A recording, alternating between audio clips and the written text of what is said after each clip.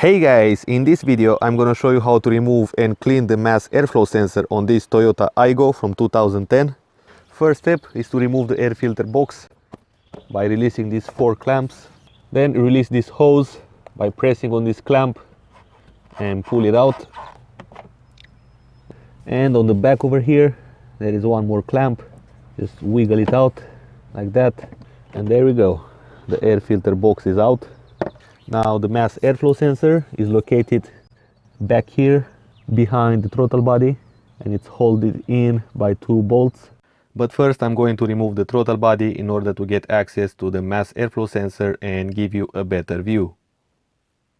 In the description there is a video on how to remove the throttle body and install it back if you want to see this process in details. Now let's talk about the actual mass airflow sensor on this particular car, which does actually look a little bit different than a regular one. So the sensor, it actually measures the manifold absolute pressure and the inlet air temperature, and then the computer will collect this information together with data from the oxygen sensors and give a correct amount of fuel to the engine. The most common problems are vacuum leaks around this sensor or dirty sensor, which will come with low absolute manifold pressure code or P0171. Now back here there is the sensor with a short 10mm socket. I will open loose the bolts. One bolt is out. Now I can just wiggle the sensor out like so, and here is another electric connector which I will pop it off to take out the sensor from there and clean it up. As you can see, this sensor is covered in oil, so I'm going to use a mass airflow sensor cleaner and spray it on the sensor. I don't know if you can see, but the liquid is coming yellowish from the oil. Now I'm going to let it dry for a couple of minutes and install it back.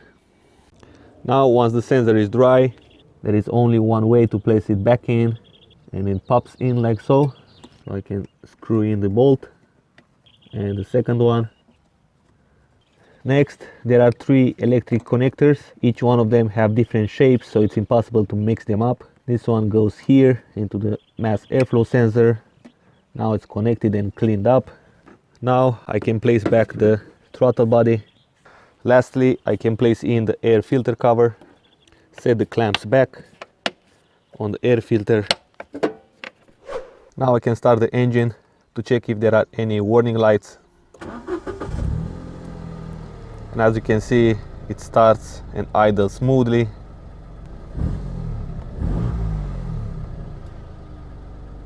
As long as you connect all the electric connectors, there is nothing which can go wrong. Alright guys, that was it. Thanks for watching. If you are new to this channel, make sure that you subscribe and stay tuned for more car videos. And until next time, take care and I will see you soon.